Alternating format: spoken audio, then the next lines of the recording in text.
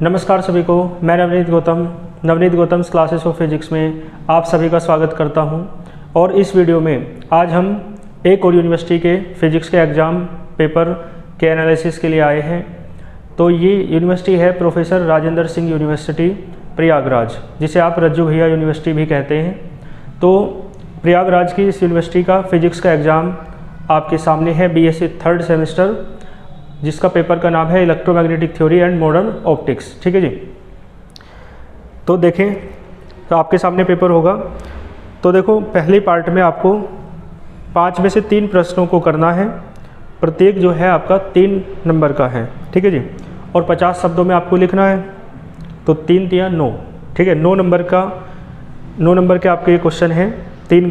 ठीक है, 5 में से 3 करने हैं, एक 3 नंबर का है, तो 9 नंबर के ये तीनों प्रश्न हैं आपके। पहला है आपका what are localised and non localised fringes. ठीक है जी। स्थानीयकृत और गैर स्थानीयकृत फ्रिंजे क्या हैं? Right condition for constructive and destructive interference. ठीक है जी।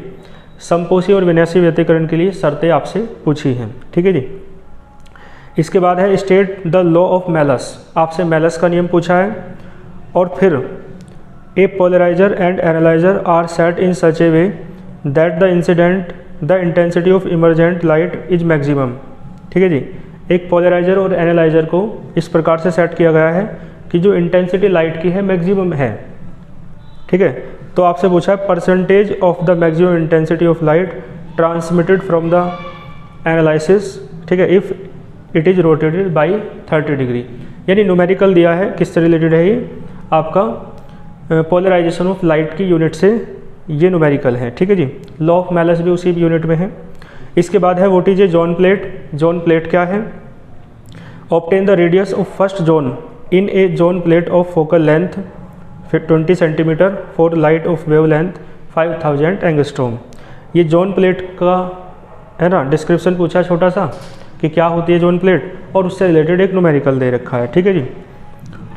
5 क्वेश्चन है, 5 में से 3 आपको करने हैं। तो देखो, 4th क्वेश्चन है what is an electric dipole. कोई इलेक्ट्रिक डाइपोल क्या होता है? वैद्युत द्विध्रुव। और आपको इलेक्ट्रिक डाइपोल मोमेंट भी डिफाइन करना है। और आपसे कहा द इलेक्ट्रिक फील्ड दे रखा है vector E 6i cap plus 5j cap plus 4k cap. और आपसे कहा इलेक्ट्रिक फ्लक्स बताओ आप, है ना, जिसका सरफेस एरिया दे रखा है passing through a surface area 100 unit और इन YZ प्लेन। तो इलेक्ट्रिक फ्लक्स से रिलेटेड न्यूमेरिकल है आपका ये। इसके बाद है right differential form of Ampere's law. Differential form बतानी है आपको किसकी? एम्पियर्स लॉ की, है ना, एम्पियर के नियम की। एम्पियर सर्किटल लॉ मतलब एम्पियर का परिपथीय नियम। और इससे आपको ऑब्टेन करना है ये वेक्टर डी बराबर है epsilon not vector E plus vector P. ठीक है जी। तो ये डेरिवेशन है आपका, आप देख लेंगे, फर्स्ट बुक में ही करा था, ये मैंने कराया था। आगे देखो, पार्ट बी पे, सेक्शन बी पे चलते हैं। इसमें आपको 7 में से 4 प्रश्नों को करना है और प्रत्येक जो है आपका 9 नंबर का है। ठीक है। इस प्रकार से 36 नंबर के आपके ये क्वेश्चन हैं। तो देखो, पहला क्वेश्चन क्या है? 7 में से 4 प्रश्न आपको करने हैं। ठीक है जी। तो पहला है what are Poisson and Laplace equation. Poisson और लाप्लास इक्वेशन क्या है? इन फ्री स्पेस एक इक्वेशन दे रखी है वेक्टर ई की, तो आपको वेक्टर बी ज्ञात करना है मैक्सवेल की इक्वेशन की हेल्प से। ठीक है जी। इसके बाद है डिफाइन डिस्प्लेसमेंट करंट।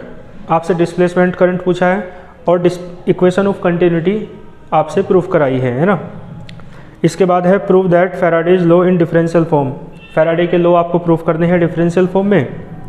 और एक म्यूचुअल इंडक्टेंस का न्यूमेरिकल दे रखा है। म्यूचुअल इंडक्टेंस यानी कि अन्योन्य प्रेरण। एक डी पार्ट है इसका अगला, what are temporal and spatial coherence.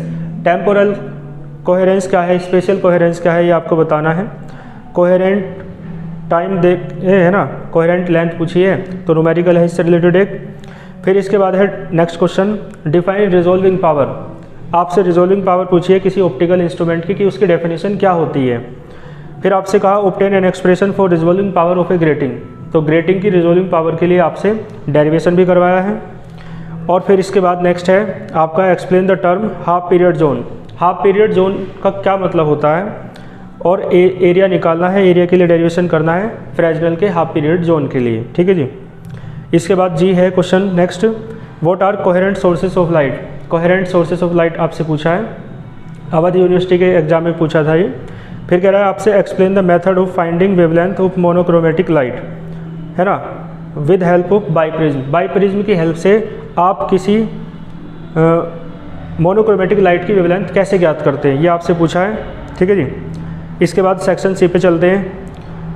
आपको 4 प्रश्न दे रखे हैं, 4 में से कोई 2 प्रश्न करने हैं। 15 नंबर का एक है, तो आपके ये क्वेश्चन 30 नंबर के हैं।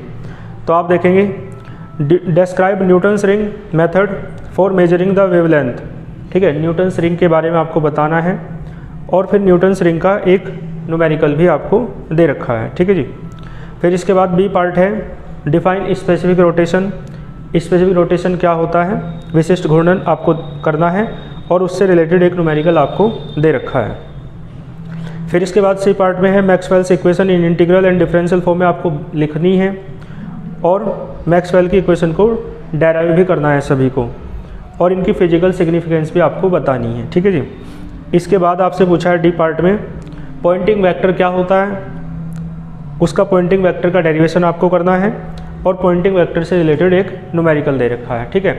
तो कुल मिला के जैसे बाकी यूनिवर्सिटीज़ के एग्ज़ाम आपने देखे, जैसे अवध यूनिवर्सिटी, महाशाकुम्भरी यूनिवर्सिटी, है ना, इन यूनिवर्सिटीज़ के एग्ज़ाम की तुलना में ये एग्ज़ाम थोड़ा कठिन है। तो इस तरीके के क्वेश्चंस आप देख लेंगे, इस टाइप के न्यूमेरिकल्स भी आप कर लेंगे, ठीक है। बाकी आपकी कोई क्वेरी हो तो कमेंट बॉक्स में बता सकते हैं। मिलते हैं फिर किसी नेक्स्ट वीडियो के साथ, तब तक के लिए ऑल द वेरी बेस्ट।